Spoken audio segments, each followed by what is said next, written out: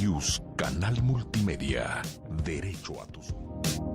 La voz del derecho se escucha en News, Canal Multimedia.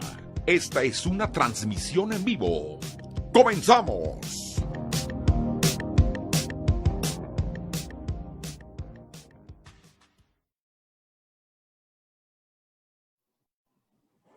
Bienvenidos al programa de radio del Colegio de Profesores de Comercio Exterior de la Facultad de Derecho de la UNAM.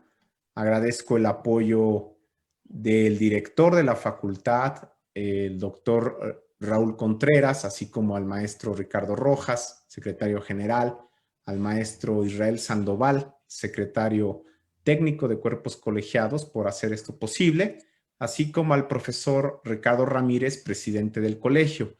Y el día de hoy el tema es la igualdad de género en la gobernanza nacional y mundial y la Dirección General de la Organización Mundial del Comercio. Justamente con motivo de que hay dos finalistas para hacerse cargo de la Dirección General de la OMC, cabe reflexionar aquí por qué desde 1948 con el GATT y luego de 95 hacia acá, es hasta hoy que se tiene a dos mujeres como finalistas para dirigir a la OMC. ¿Qué ha sucedido?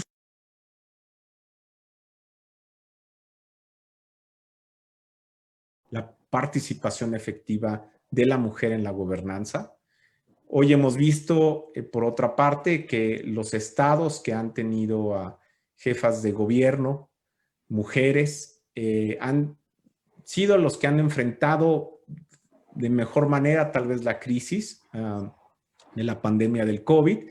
Y por otro lado, vemos que recientemente en Estados Unidos se tiene la primera vicepresidenta. Ella en uno de sus discursos recientes decía, soy la primera, pero no la última. Y para abordar estos temas, tenemos a la doctora Alma de Los Ángeles Ríos Ruiz. Ella obtuvo el doctorado por la Facultad de Derecho de la UNAM. Actualmente es profesora de tiempo completo, titular C definitiva en la misma facultad. Es miembro del Sistema Nacional de Investigadores nivel 2 y es profesora en otras universidades, así como autora de diversas publicaciones. Muchas gracias, doctora, por acompañarnos. Muchas gracias por habernos invitado, Hugo. Muchísimas gracias. Todas tus órdenes. Gracias. La otra invitada es la doctora María Cristina Hernández Cermeño. Ella obtuvo el doctorado por la Universidad de París 11. Es asociada estratégica en SAI, Derecho y Economía. Se desempeñó como representante permanente alterna de México ante la OMC, así como directora general para Asia, Oceanía y organismos multilaterales, con una larga trayectoria en el sector público. Muchas gracias. Encantada, Hugo. Encantada de compartir este espacio también con la doctora Ríos. Bien, pues entremos y la primera pregunta que haré será para Alma y nos gustaría saber su impresión, tu impresión de cuál es hoy la participación de las mujeres en organismos internacionales y dentro de los propios organismos. ¿Cuál es hoy la participación también de las mujeres en solución de controversias, como abogadas de parte, como panelistas, como árbitros? Pues muchas gracias. Buenas tardes. Pues es para mí un verdadero honor estar en esta emisión del Colegio de Comercio Exterior, dirigido atitadamente por nuestro presidente, el maestro Ricardo Ramírez Hernández, y a cargo este programa de tu conducción, mi querido Hugo Romero Martínez. También agradezco la atenta invitación a las autoridades de la facultad, al doctor Raúl Contreras Bustamante, el secretario general Ricardo Rojas Arévalo, y a la maestra Marta Malanche, ¿no? Jefa de la División de Educación a Distancia. Y por supuesto, saludo con afecto a mi colega, la doctora María Cristina Hernández Cermeño, con quien tengo el honor de compartir este programa. Bueno, comenzaré por señalar que la igualdad de género representa un indicador visible que acompaña el desarrollo de las sociedades modernas. Por ello, para dar contexto, partimos de la premisa de que el género femenino asume en la actual sociedad, tanto nacional como internacional, el rol que cualquier ser humano puede desempeñar en la toma de decisiones. Toda vez que si bien los datos estadísticos son minoritarios para nosotras, también lo es que de conformidad como lo prevé la Carta de las Naciones Unidas y la Declaración Universal de los Derechos Humanos, mencionaré algunos ejemplos de nuestra participación en los diversos organismos internacionales y como panelistas tanto en el Tratado de Libre Comercio de América del Norte, TELECAM, y el nuevo TECMEC.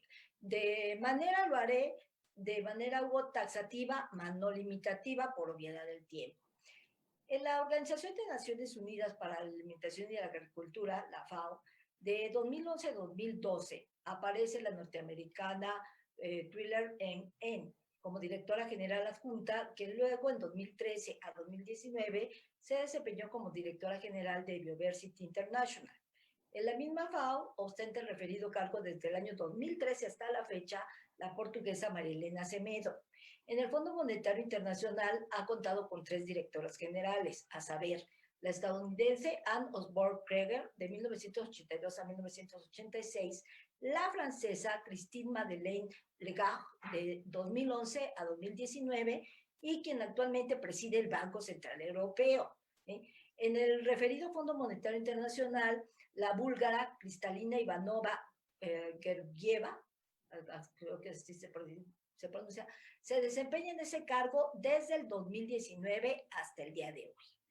La Organización para la Cooperación y el Desarrollo Económico, la OCDE, y Sherpa, está dirigida por la mexicana Gabriela Ramos. En el programa de las Naciones Unidas para el Desarrollo, mencionamos en primer lugar a la asiática de Sri Lanka, Kani Wignaraja, creo que se pronuncia. ¿sí? Wignaraja. Wignaraja. Fue mi jefa. Como directora general de Asia y el Pacífico. También está la estadounidense Mirjana Spolarik Eger, como directora regional de Europa y la Comunidad de Estados Independientes. También tenemos a la nigeriana Ahuna Elokwongwa, como directora regional de África. La sueca, ella es Ulrika Moder, como directora de Relaciones Externas y Promoción. También aparece la japonesa Asako Okai como directora de Respuesta a las Crisis y la estadounidense Angelique Crumbly como directora de Servicios de Gestión. En lo relativo a la Organización de las Naciones Unidas para la Educación de la Ciencia y la Cultura, UNESCO, ha contado con 2 directoras generales, la búlgara Irina Bokova, de 2009 a 2017, y la francesa Audrey Azoulay, de 2017 a la fecha. En el Fondo de las Naciones Unidas para la Infancia, en UNICEF, ha contado con 3 directoras generales, las 3 estadounidenses, Carola Bellamy, del 95 al 2005, Anne Beneman, de 2005 a 2010, y Henrietta Ford, del propio 2010 a la actualidad. La Organización Mundial de la Salud ha tenido 2 directoras generales, la noruega Gro Harlem Brundtland, del 98 al 2003, y la china Margaret Chan, del 2007 al 2017. El Consejo de Europa ha sido presidido en 2 ocasiones por Margaret Thatcher, en 1981 y también fue en 1986, y por Angela Merkel en el año 2007. En lo que respecta al Tratado de Libre Comercio de América del Norte, el TELECAM, dicho instrumento internacional contó con la presencia de 33 mujeres panelistas. En lo que refiere al capítulo 10, tanto de Canadá, Estados Unidos y México, 8 para el capítulo 31, 3 para los casos laborales de respuesta rápida, México, Estados Unidos de América, así como 6 para los casos laborales de respuesta rápida, México, Canadá. En el actual TECMEC, el capítulo 10 cuenta con 6 mujeres panelistas, el capítulo 31 con 8, 3 para los casos laborales de respuesta rápida, México, Estados Unidos, y 6 para los casos laborales de respuesta rápida, también México, Canadá. Aun cuando estos datos demuestran que el género femenino participa en organismos internacionales, lo cierto es que no representan un gran número, ¿no? pero sí se destaca una actuación seria y profesional de las mencionadas mujeres. Mujeres preparadas, reconocidas, con experiencia, con capacidad técnica, firmeza, elocuencia, que se han distinguido por aportar soluciones a conflictos y tensiones, pues que se han presentado, ¿no?, a lo largo de los cargos que han desempeñado, asumiendo, por ende, su responsabilidad. Asimismo, ya para terminar, mi Hugo, te recuerdo que 20 de los 193 países miembros de la Organización de Naciones Unidas, la ONU, están liderados por el género femenino, a saber, Alemania, Bangladesh, Barbados, Bélgica, Bolivia, Dinamarca, Finlandia, Islandia, Noruega, Nueva Zelanda, Serbia, Suiza, Eslovaquia, Estonia, Etiopía, Georgia, Nepal, San Marino, Singapur y Trinidad y Tobago, donde pues de ellas, como tú certeramente lo dijiste, han sido reconocidas en el marco de esta presente crisis sanitaria, ¿no? ¿Por qué? Pues por las iniciativas que han propuesto para combatir esta lamentable pandemia.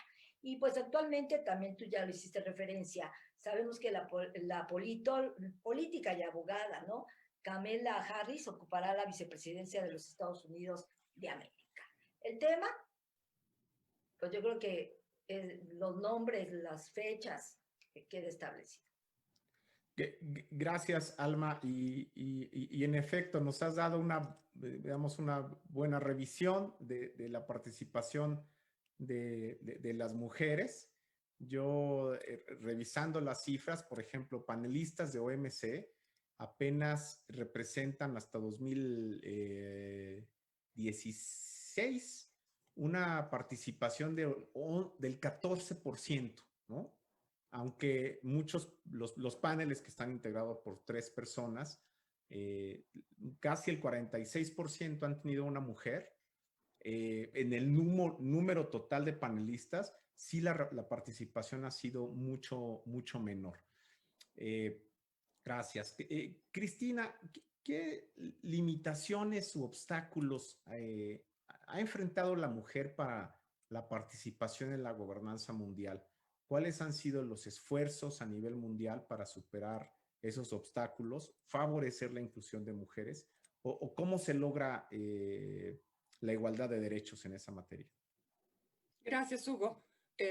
Antes que nada, también un honor haber sido invitada a hacer esta reflexión respecto acerca del rol y los desafíos que tiene la mujer en la sociedad, y revisar algunos de los avances que se han hecho para lograr la igualdad de género. Creo que no podría ser mejor momento, como lo has evocado tú, lo ha evocado la doctora Ríos, en el contexto del ascenso de esta mujer maravillosa, Kamala Harris, como primera vicepresidenta de Estados Unidos, y más en nuestra materia, la selección de una mujer, porque es definitivo. O sea, hay 2 candidatas finalistas en la OMC, y sea una o la otra, pues será mujer. Entonces me parece un momento muy, muy apropiado para hacer esta reflexión, y te agradezco por esta invitación, y a todos los organizadores, felicidades. Para contestar a tu pregunta, quisiera comenzar por señalar que hay dos aspectos que estamos revisando, pero que, digamos, se tiene estructurado 2 aspectos de la inclusión de la mujer en la gobernanza mundial, y que destacan. Uno es precisamente el que tiene que ver con la participación de la mujer en la política y los espacios de la toma de decisiones, en donde se ubica obviamente el triunfo de Harris como vicepresidenta, y el hecho de que tenemos en todas estas 20 mujeres extraordinarias dirigiendo países alrededor del mundo. Y el otro aspecto es el que tiene que ver con la inclusión de la mujer en las estructuras y mecanismos de la gobernanza. Y entonces es aquí donde situamos los organismos internacionales y el caso particular de la Dirección General de la OMC. Respecto a los obstáculos, tenemos que, de manera general, los principales obstáculos que la mujer tiene para participar en la vida pública, particularmente en la vida política, son de 2 tipos. Uno, por un lado, tenemos las barreras llamadas estructurales, que están instauradas por leyes, reglamentos en diferentes países y por normas en lo que son los organismos internacionales. Pero el segundo tipo de obstáculos, más allá de las barreras llamadas estructurales, tenemos las actitudes, las prácticas y los estereotipos de género discriminatorios enraizados en las instituciones, en muchas sociedades y desafortunadamente incluso en el caso de diversos países, de muchos países, hasta en la familia, ¿no? Entonces, en muchas sociedades, esto último es de las barreras que pesan más, más que las estructuras, para permitir que la mujer tenga una mayor participación en la vida pública. Un ejemplo rápidamente, el de México.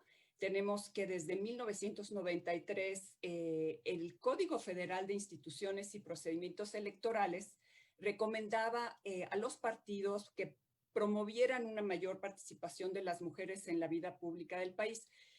Sin embargo, esta ley se quedó, digamos, como una declaración de buena voluntad porque de hecho no se implementaba. No quiero decir con ello, o sea, esto no quiere decir que no haya sido necesario, porque si bien en un principio no se implementó, dio lugar a detonar posteriormente reformas que nos han llevado a hacer el avance que tenemos hoy en día en México.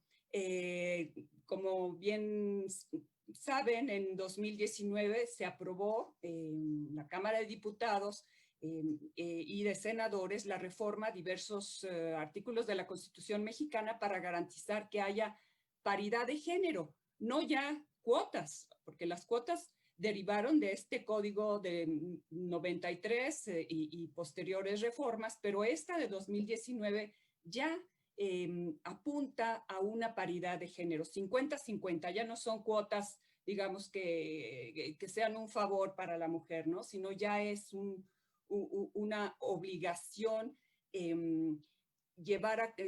echar a andar mecanismos para lograr esto. Por eso oímos en el radio todo el tiempo la legislatura de la paridad de género, etcétera. Creo que es un avance muy importante que hay que señalar.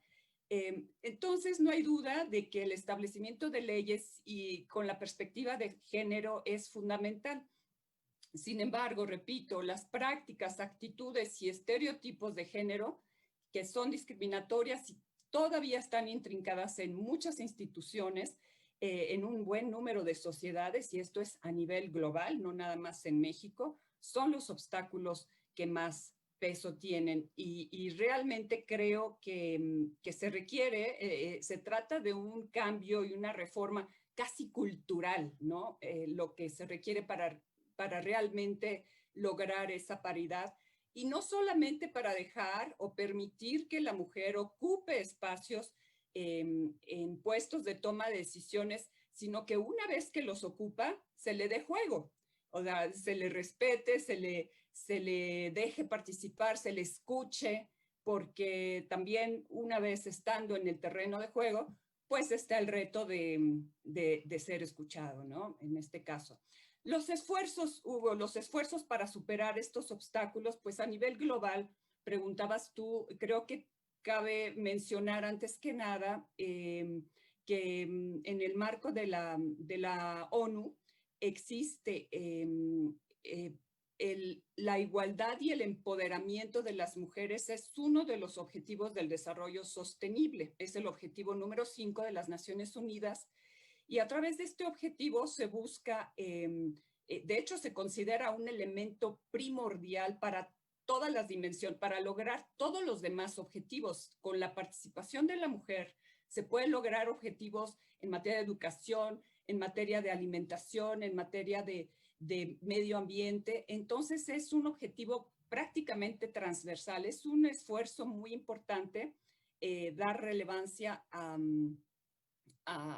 lograr la igualdad de género. Se está proponiendo de aquí al 2030, obviamente que no se va a alcanzar. Les voy a dar una cifra de lo que se prevé según el WEF, según un último informe del WEF, pero en fin, el objetivo persigue buscar o lograr la igualdad de género de aquí al año 2030. Eliminando las causas de la profunda discriminación que sigue existiendo y restringiendo la participación de la mujer. En este sentido, en México se firmó en 2019 un memorándum de igualdad de género y empoderamiento de las mujeres entre ONU Mujeres y el gobierno mexicano, con el que se permite tratar de lograr el objetivo que les acabo de mencionar de manera transversal en toda la administración pública y en temas que destacan, entre los cuales destacan los siguientes: impulsar una cultura de transparencia y de rendición de cuentas para ver qué se está haciendo en cada dependencia para permitir justamente la participación de la mujer, también desarrollando estrategias para prevenir el hostigamiento y el acoso, porque como sabemos, esto era recurrente. Cuando yo era una joven profesionista, yo me di cuenta, era totalmente normal que en el ámbito del trabajo los hombres o los jefes en particular se permitieran acosar a las mujeres. Esto ya está penado y es un logro extraordinario. También otro de los mecanismos que se ha buscado o esfuerzos es fortalecer la profesionalización del servicio público con medidas, como dije, para ayudar a que se aumente el número de mujeres. Estos mismos obstáculos que hemos revisado para el caso de México y para el caso de la política se presentan también en las estructuras y mecanismos de gobernanza mundial, como los organismos internacionales, y esfuerzos muy puntuales en estos organismos, en todo el sistema de Naciones Unidas, como lo ha mencionado la doctora Ríos, y también en la OMC. Existen políticas y normas deliberadas, de las cuales también fui testigo, muy puntuales, orientadas a impulsar la cultura de la transparencia y haciendo énfasis en medidas especiales para incrementar el número de mujeres en puestos de decisión, y hay un monitoreo constante todo el tiempo.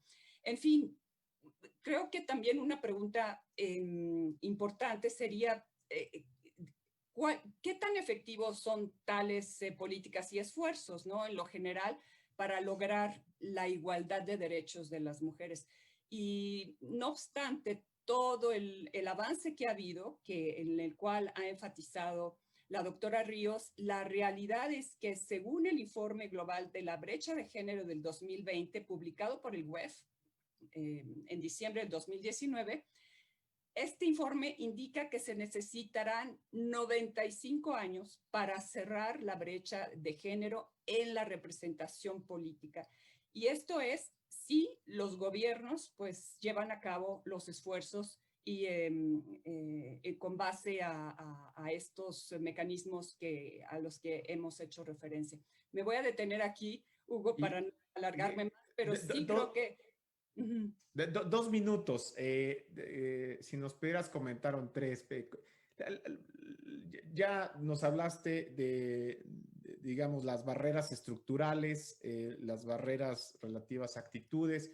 Ya aquí cabe preguntar si las mujeres en puestos de alta gobernanza tienen o no, ¿qué fuerzas tienen que no tienen los hombres?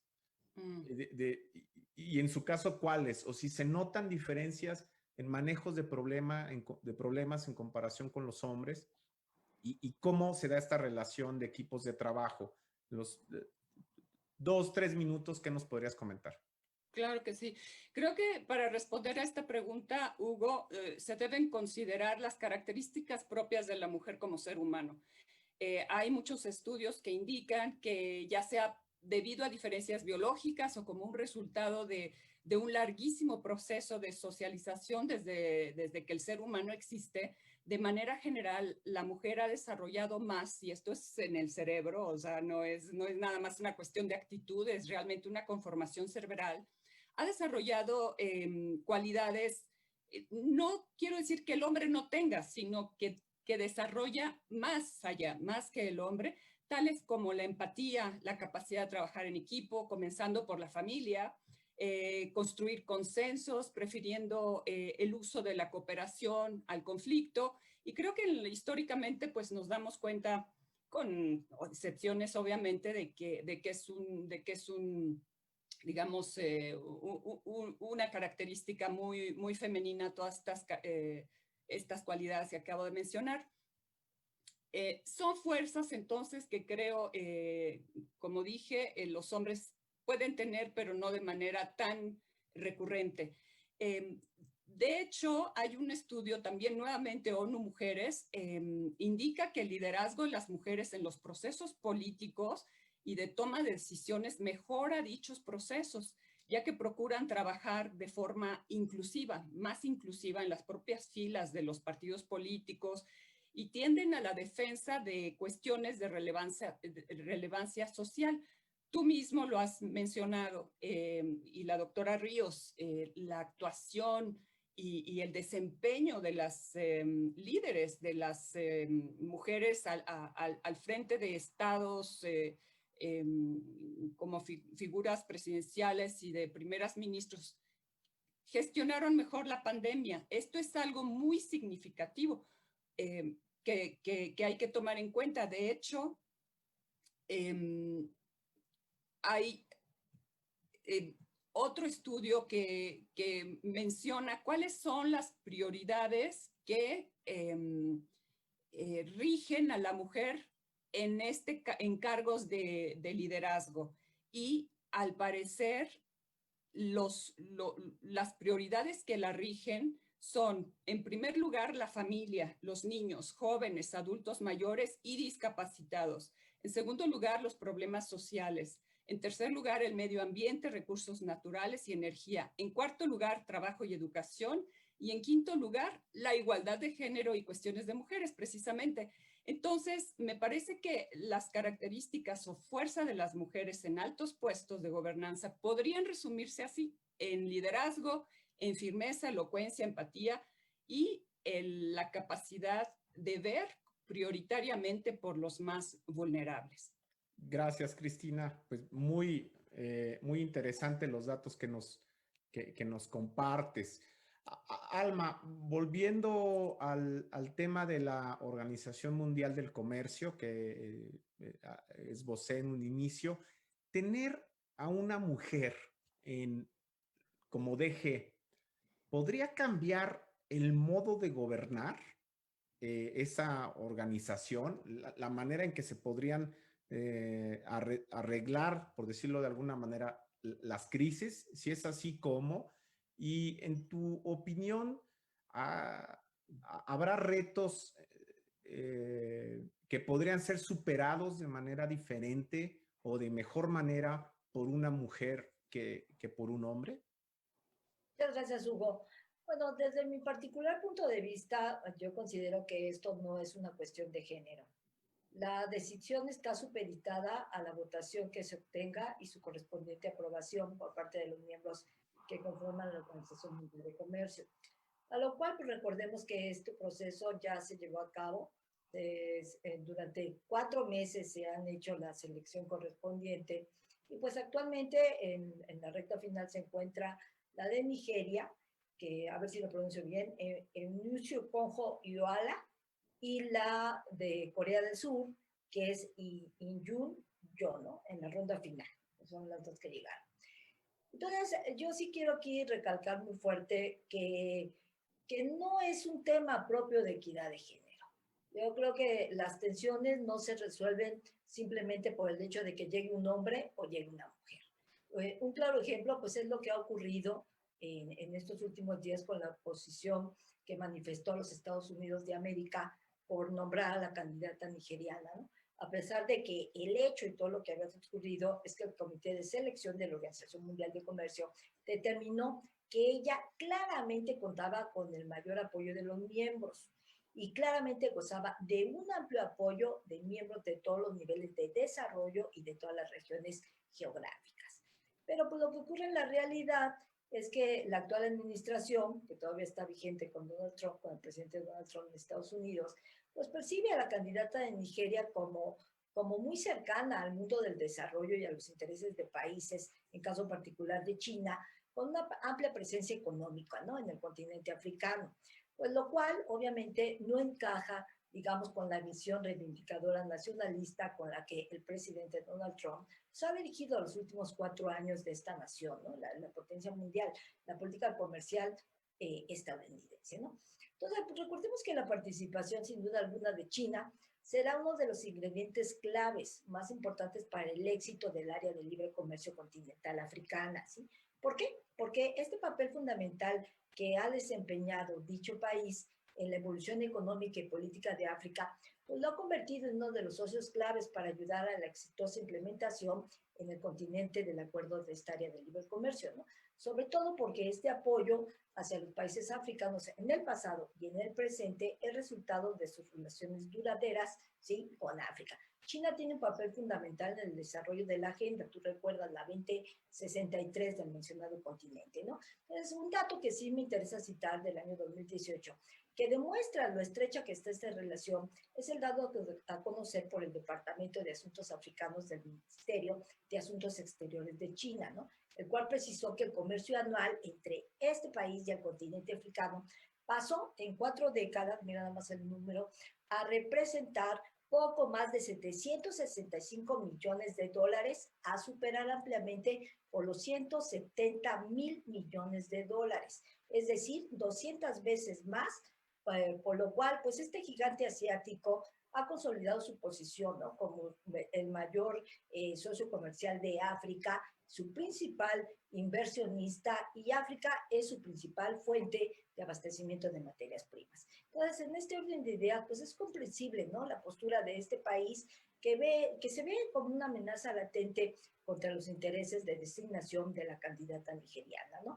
Este temor pues se encuentra también bastante fundado en lo que ocurrió el pasado 25 de septiembre de este año, del año en curso, cuando la Organización Mundial de Comercio determinó, acuérdate que los aranceles impuestos por Estados Unidos a China en los años tanto 2018 como 2019 fueron excesivos y violaron todas las leyes internacionales, ¿no? Entonces, tomemos en cuenta que los aranceles impuestos por Washington no son consistentes con los principios de la cláusula de nación no favorecida, ¿no?, que rige precisamente en el marco de la OMC, y exceden definitivamente las tarifas máximas acordadas por los propios Estados Unidos de América, ¿no? Entonces, destacamos que la decisión tomada por un panel de expertos en atención, porque China lo pidió, ¿no?, que llevó a cabo y que se realizó, llevó el caso hasta Ginebra en abril del 2018, ¿no?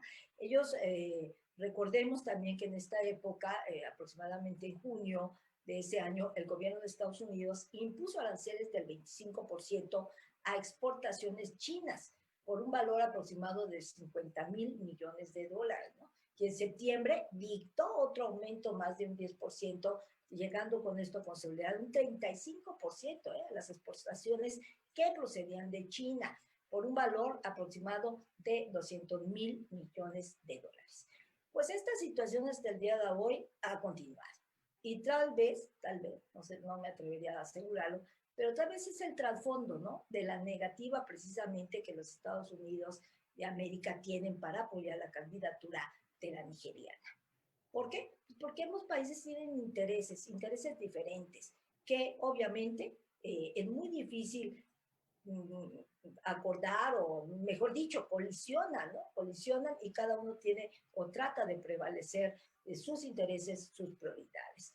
Ya finalmente puedo señalar que este ejemplo nos permite percatarnos y tomar conciencia, ¿no?, de los problemas que están ahí y que cada vez son más evidentes. El modo de gobernar, obviamente, que viene caracterizando la Organización Mundial de Comercio, ¿no?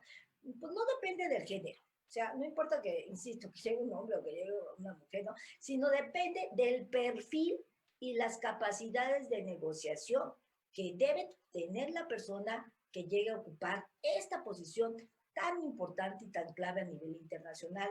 Los problemas, retos, si quieres llamarle desafío, los nichos de oportunidad, no van a ser siempre los mismos, seas hombre o seas mujer, ¿eh? La forma de resolverlos pues dependerá definitivamente de la sensibilidad política que se tenga y en la toma de decisiones, ¿no? ¿Cómo qué? Pues como recuperar el mecanismo de resolución de conflictos, porque ahora no existen herramientas multilaterales suficientes para resolverlos, y esto pues es clave, ¿no? Clave en el momento proteccionista actual, impulsado por la pandemia, como lo hemos estado viendo, y sobre todo, cito el ejemplo de los insumos médicos, ¿no? Nada más por señalar. Pues además de todo esto, es necesario restablecer la confianza en la Organización Mundial de Comercio por parte de sus miembros para que puedan volver a avanzar en las negociaciones. Necesitan restaurar, como ya lo dije, el proceso de resolución de disputas, acordar directrices claras sobre cuándo un país debe ser considerado en desarrollo porque cumple los requisitos, ¿no? Que esté sujeto en un momento dado a un trato más indulgente de los países. Entonces, tiene que lograr que los miembros respeten y se adhieran a las obligaciones de transparencia y de presentación de informes, ¿no? Como así lo acordaron desde el inicio a asumir los países miembros. Sea mujer o sea, en este caso va a ser mujer, porque solo hay dos.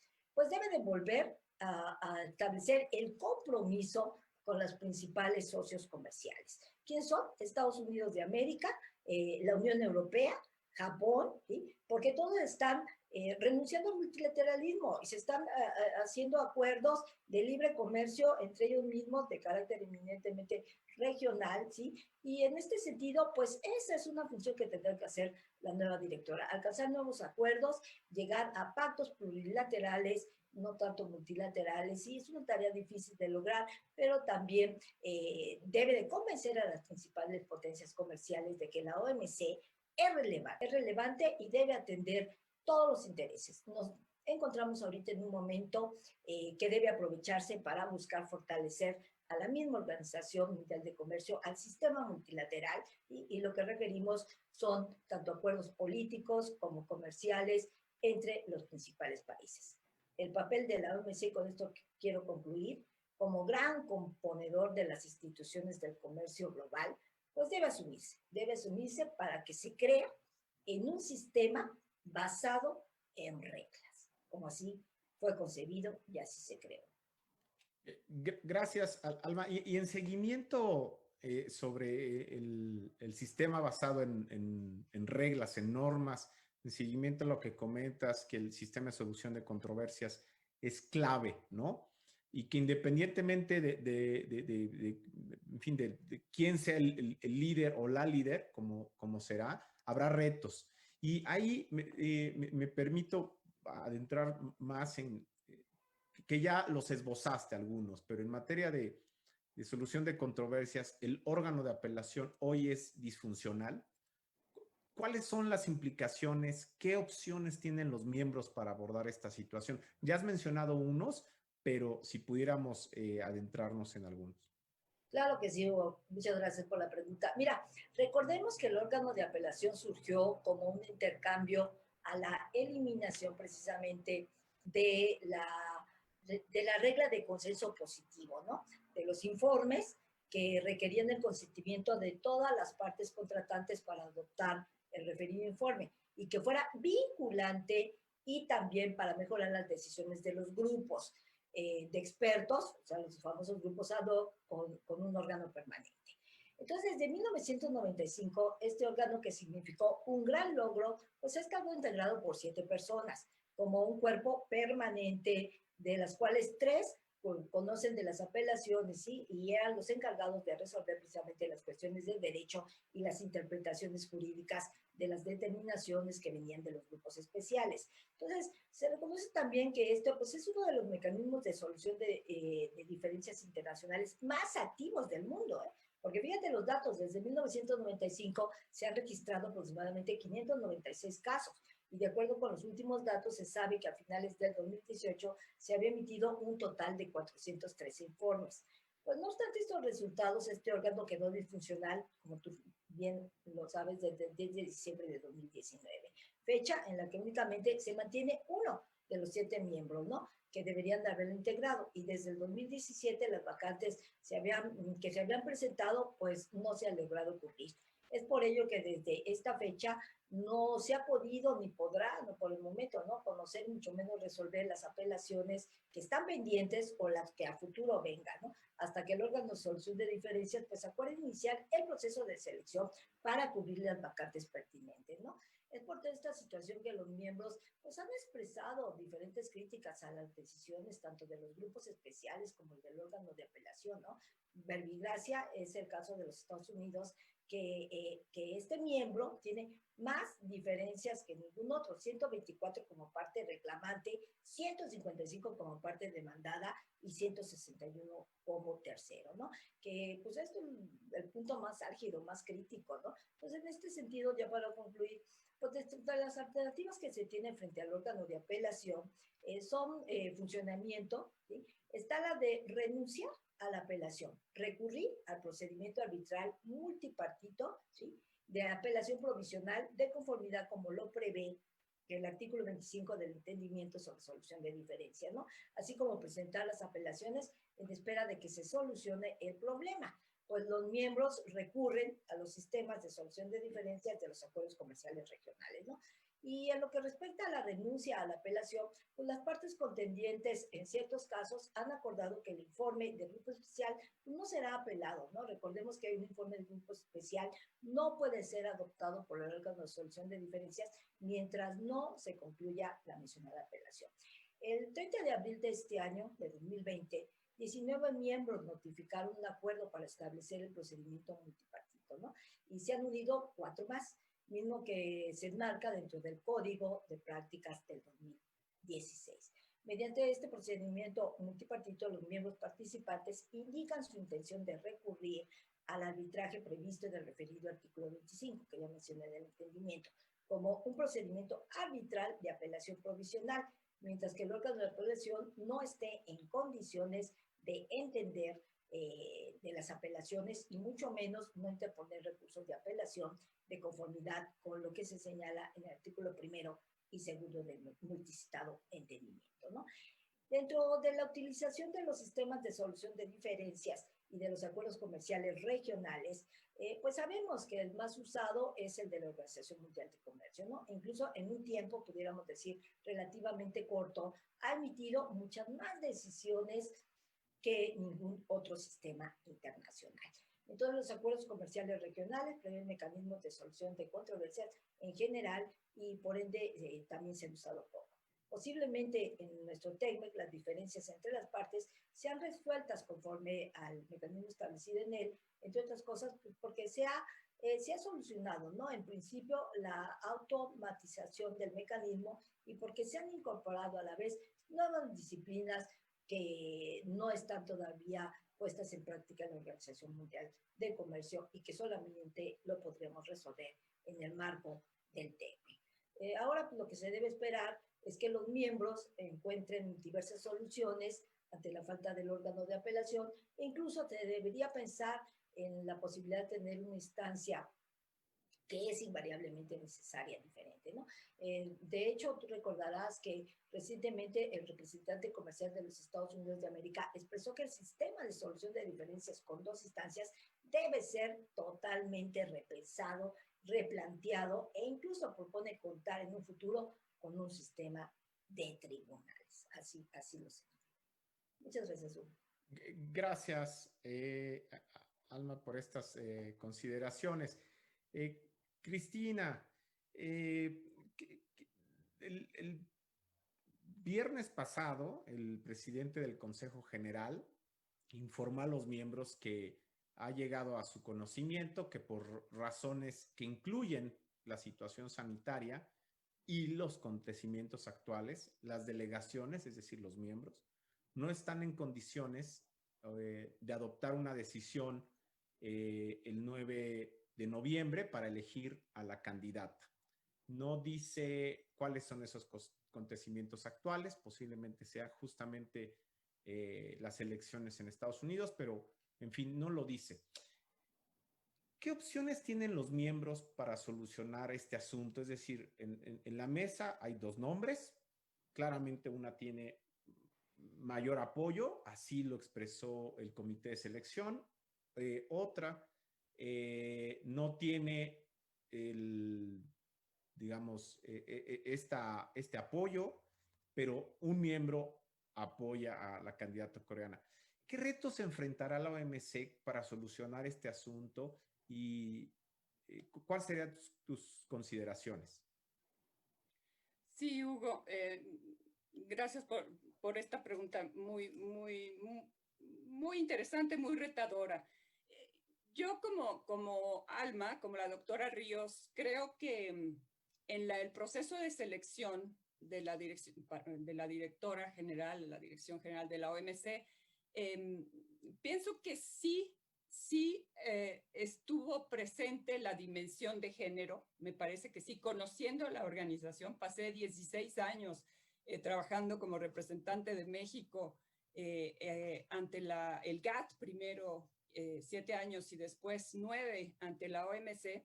Creo que puedo, digamos, he observado la tendencia que hubo y definitivamente me parece que sí estuvo esa dimensión de género, pero coincido con la doctora Ríos en que esta dimensión, esto no fue lo determinante. Lo determinante, me parece, fue la búsqueda de un equilibrio regional. Y en la época, precisamente, los últimos años de existencia del GATT, que tuve oportunidad de ser testigo de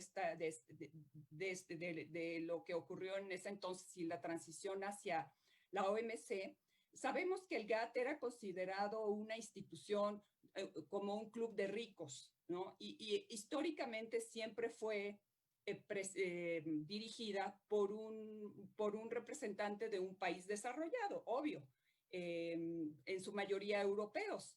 Pero ¿qué pasa cuando se crea la OMC? Rápidamente, ya en la creación misma, se atrajo a muchísimos nuevos miembros. Se accedieron a la organización muchísimos nuevos miembros, en su mayoría, prácticamente, países en desarrollo, al grado de que la organización llegó a ser obviamente mayoritaria de países en desarrollo. Entonces, esta tradición de que fuera dirigida por un país desarrollado llegó a una crisis en 1999, cuando los miembros en desarrollo dijeron, no, ya no más.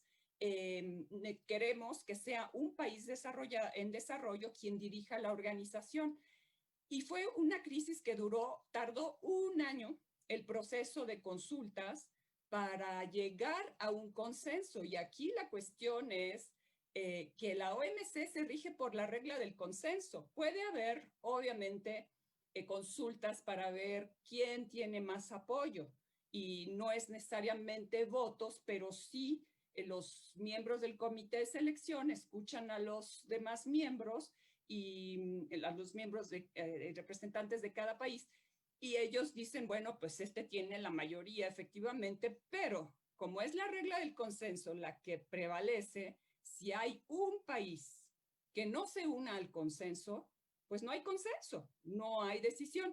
Entonces, obviamente no es lo mismo un país pequeño que diga yo no estoy de acuerdo porque lo tumban. O sea, también nos hemos dado cuenta, tú, Hugo, estuviste muchos años también como representante de México allá en la misión ante la OMC y sabes que es tremendo, te pasan la planadora. O sea, tienes que tener muy buenos argumentos y tienes que crear alianzas para poder tener peso. Entonces, aquí nuestro problema es un país el que se opone, pero no es cualquier país, es la potencia económica a nivel mundial, es Estados Unidos. Entonces, creo es muy desafiante en la situación que tenemos actualmente, pero volviendo a la experiencia del 99, ¿qué es lo que pasó?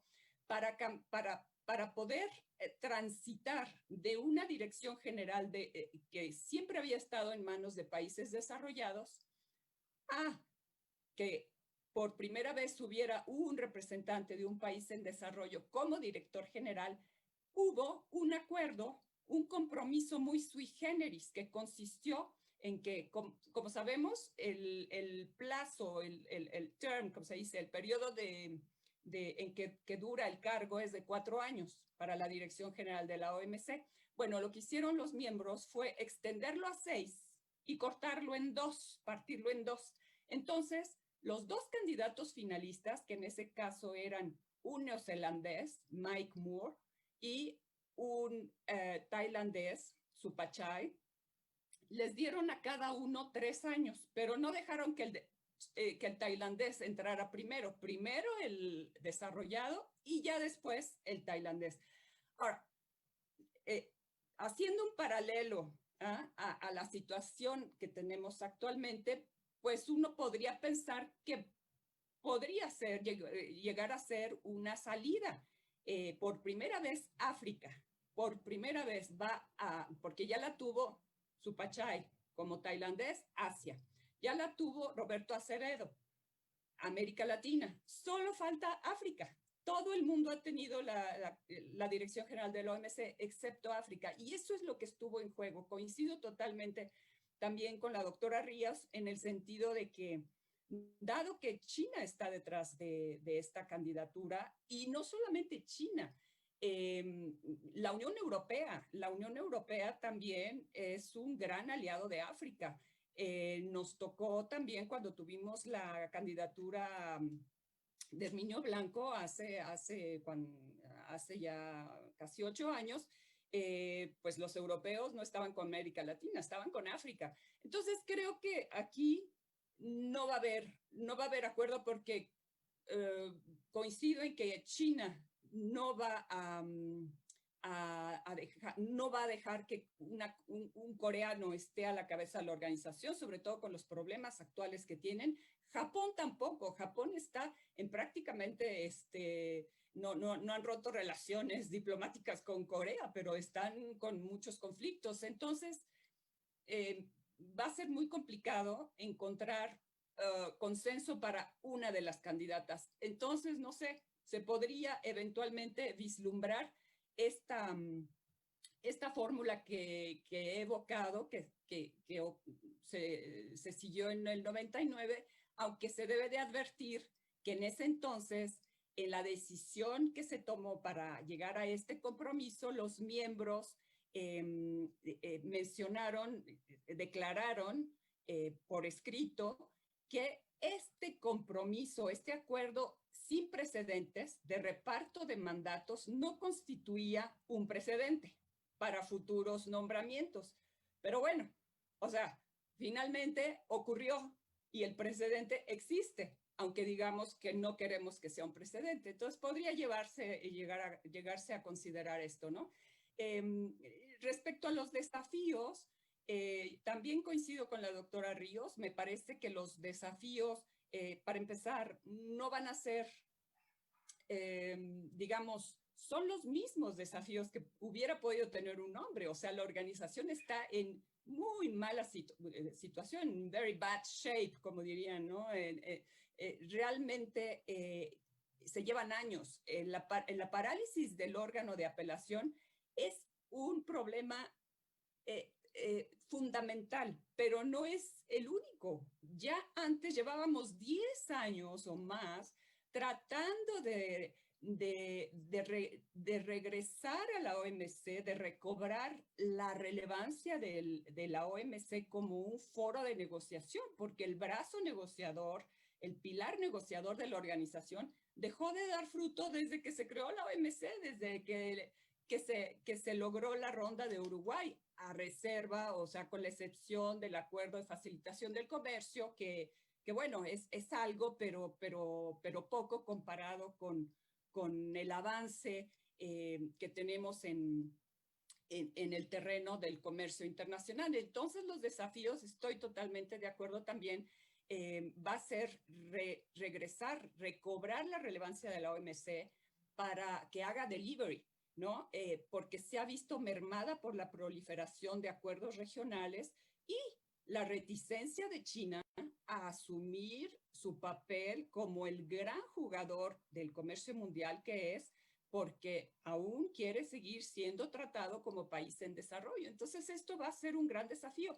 Y obvio, Estados Unidos no confía en que un aliado de China esté a la cabeza, porque pues aquí lo que muchos consideran y consideramos es que también China tiene que cooperar para esa reforma.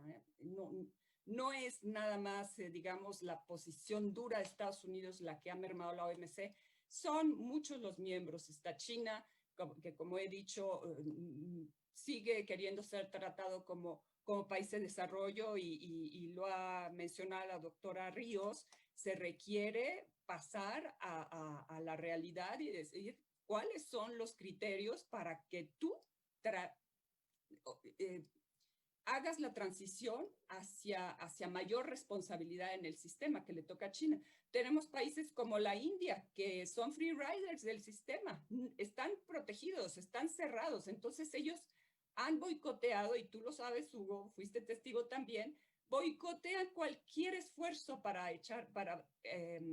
llevar a cabo, digamos, avances en el brazo negociador. Entonces, esto, sea hombre, sea mujer, es un desafío enorme.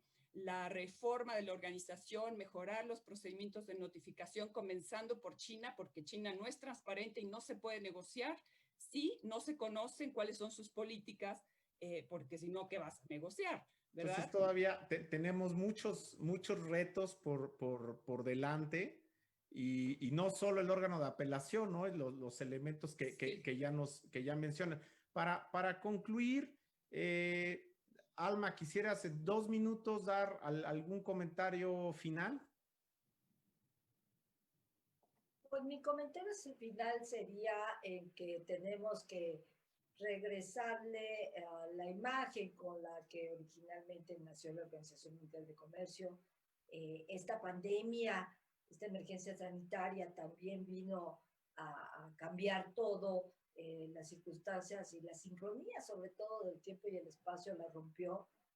Nos enfrentamos a una realidad que jamás se previó, se pensó tener.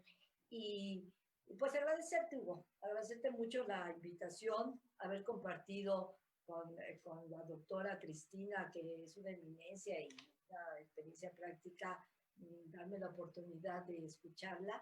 Y eso sería todo por mi parte. Muchas gracias, Hugo. No, gracias a ti, Alma. Un comentario final, Cristina. Pues quien ha aprendido muchísimo soy yo. Muchísimas gracias, Hugo. Muchísimas gracias, doctora Ríos. Tengo que darme una vuelta a la facultad, bueno, cuando ya se pueda, que la epidemia esté over, ¿no? Pero de verdad, una gran oportunidad. Coincido totalmente en que para añadirle a los desafíos que teníamos en el sistema multilateral, pues se añadió el rompimiento de las cadenas globales de valor que estamos viviendo actualmente y que se pueden intensificar si seguimos con esta situación. Entonces, pues felicidades de verdad por la iniciativa. Creo que hemos abarcado más allá de la cuestión de igualdad de género, porque son temas muy relevantes, y muy acertado, Hugo, que hayas organizado esto. Muchas gracias. No, el agradecido soy yo con ambas. Fue bastante interesante la plática que inició justo con el nombramiento de la directora general, pero que nos permitió abordar otros temas. Esperamos que esto haya sido de interés y de utilidad para las alumnas, para los alumnos. Esto fue el programa de radio del Colegio de Profesores de Comercio Exterior de la Facultad de Derecho. Mi nombre es Hugo Romero y te esperamos en nuestro siguiente programa. La Facultad de Derecho agradece a quienes realizaron este programa, conductores, invitados y productores, quienes participan de manera honoraria. En News Canal Multimedia, derecho a tus oídos.